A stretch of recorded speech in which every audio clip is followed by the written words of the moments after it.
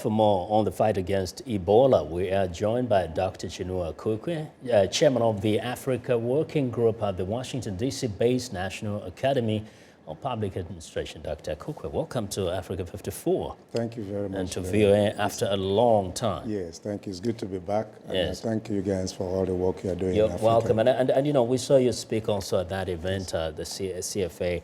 Now, many are excited that the international community is waking up to this and putting the systems together in place. What is it that you think you want to see happen immediately if this virus is going to be stopped? I think two things. The first thing is to support governments of the three most affected countries, Liberia, Guinea, and Sierra Leone, to provide basic sanitation, potable water, and also to be able to revamp their hospitals. Because what we have learned from WHO is that most of the hospitals are either closed or many of the workers are under quarantine or some have died. So there's really need for these three countries to have their health system up and about. And I think the second thing is to better coordinate the international response. The Obama administration is planning to send up to 3,000 personnel to Africa. WHO is sending its own personnel, the European Union and the African Union. So it's really need now to coordinate this international response so that at least from an emergency point of view, you are able to provide assistance to each country depending on what it needs at this point in time. Yeah. Now, people have been observing, particularly those health workers from the U.S.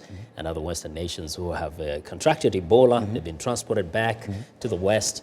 They survived. And some are saying, why is it that they're able to survive and, you know, the same kind of treatment cannot possibly be given to many of the continent? I think what it tells you, because the survival of all these patients is due to round-the-clock supportive care. The World Health Organization and CDC have emphatically stated there is no cure at this point in time for Ebola or vaccination program. But what you do have in advanced societies or in Western world is around-the-clock supportive care, where every minute, every hour, every few hours, you are monitored for all kinds of vital signs, your fluids are replaced, things are evacuated and managed properly, and so on and so forth. You don't have that in the three affected countries. You don't have that kind of round-the-clock supportive care, which is really what you need to survive an Ebola attack. Now, some people actually were questioning Dr. Frieden of the Centers for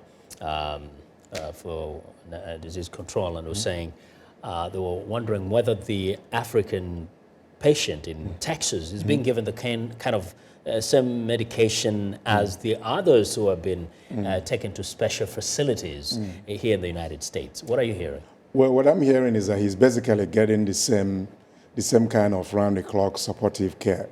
And remember that even Dr. Brantley, the first guy that survived, was evacuated from Liberia, that he made it very clear in the hearing at the Congress that we all attended, that what saved his life was this round-the-clock supportive care. So I'm satisfied that at this point in time, that the Liberian National in Dallas is receiving the kind of care that the other survivors have received. Despite the fact that his condition seems to be getting really critical. Yes, and you never know who is going to survive or not. Yes. That's one of the things. And you remember that the case fatality rate is about 70% now for Ebola. It used to be 90%. It used to be 90% in the past. Yeah. But then when I testified in the Congress, it was 47%.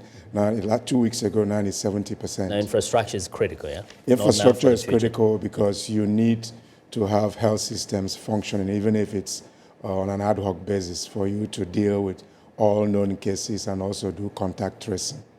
And that's something that the three countries don't have at this point in time. You know, we'll continue this conversation. Okay. Dr. Akukwe, thank you very much. Well, Dr. Chinua Akukwe is chairman of the Africa Working Group at the Washington, D.C.-based National Academy of Public Administration.